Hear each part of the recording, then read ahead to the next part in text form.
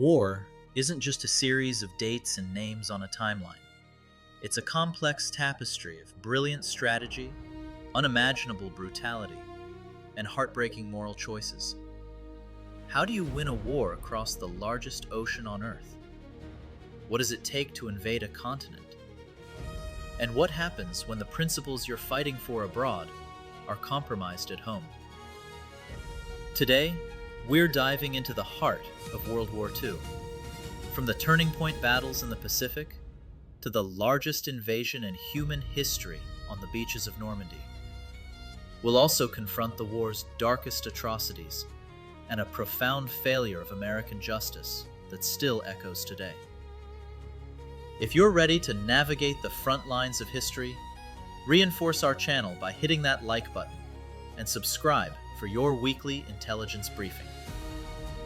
You won't want to miss what's coming next. The war in the Pacific was characterized by brutal fighting. The extreme animosity towards Japan was exacerbated by Japanese atrocities, most notably the Bataan Death March in 1942. Following the U.S. surrender in the Philippines, approximately 75,000 American and Filipino prisoners of war were forced to endure a grueling 60-mile march to detention camps. During this forced march, thousands of prisoners died due to deliberate starvation, brutal beatings, and executions. This event fueled intense public outrage in the U.S. and contributed significantly to war crime investigations later on. This perceived treachery, combined with other documented atrocities, fostered a level of dehumanization that shaped U.S. decision-making in the Pacific more intensely than in the war against Germany. The key military approach adopted by U.S. commanders in the Pacific was island hopping. This strategy involved selectively bypassing heavily fortified Japanese strongholds. Instead, forces would seize lightly defended, strategically valuable islands that could serve as air and naval bases for the next advance. This approach efficiently isolated Japanese defenders, leaving them to weaken from starvation and disease, and effectively turned the vast distances of the Pacific Ocean into a strategic advantage for the U.S. The naval tide turned permanently in favor of the Allies with the Battle of Midway in June 1942. This was the most significant naval victory over the Japanese fleet, resulting in the destruction of 4 of Japan's best aircraft carriers. This loss permanently curtailed Japan's offensive naval capacity and is regarded as the turning point of the war in the Pacific. In Europe, the massive effort to defeat Nazi Germany culminated in D-Day, which occurred on June 6, 1944. This event was the launch of Operation Overlord. This operation, led by Supreme Allied Commander General Dwight D. Eisenhower, remains the largest amphibious invasion in the history of warfare. The Allies utilized nearly 7,000 naval vessels and over 5,000 ships and landing craft to transport more than 150,000 troops. These troops were landed onto 5 beaches in Normandy, France: Utah, Omaha, Gold, Juno, and Sword.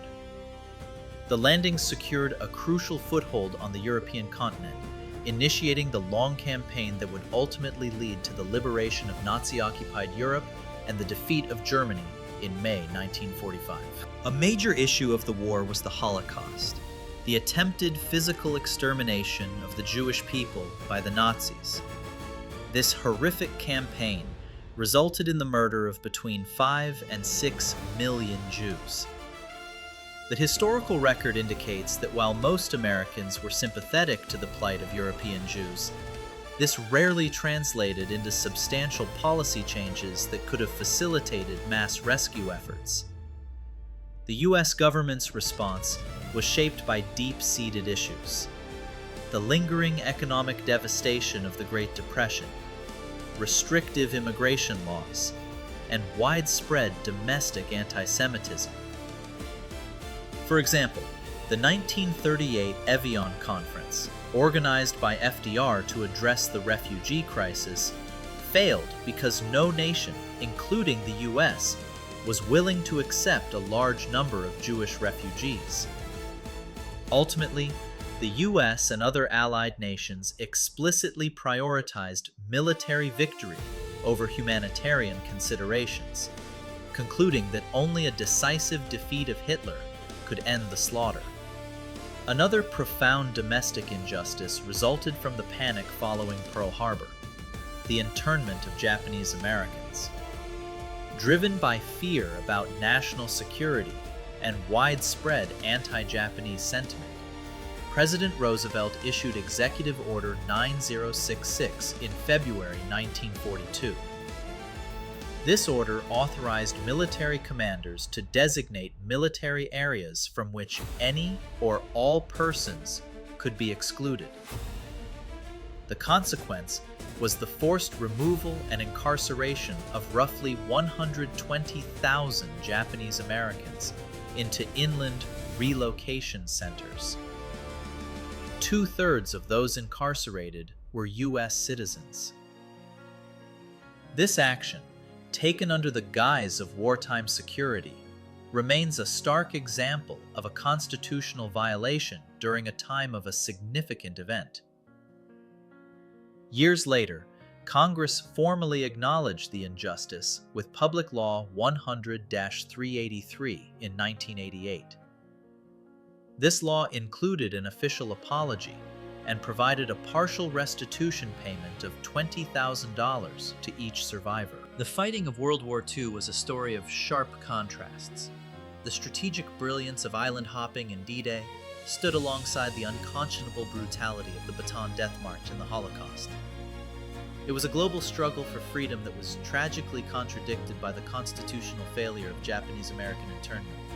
These events show us that, even in a just war, the lines can blur, and the fight for freedom abroad can test our commitment to it at home.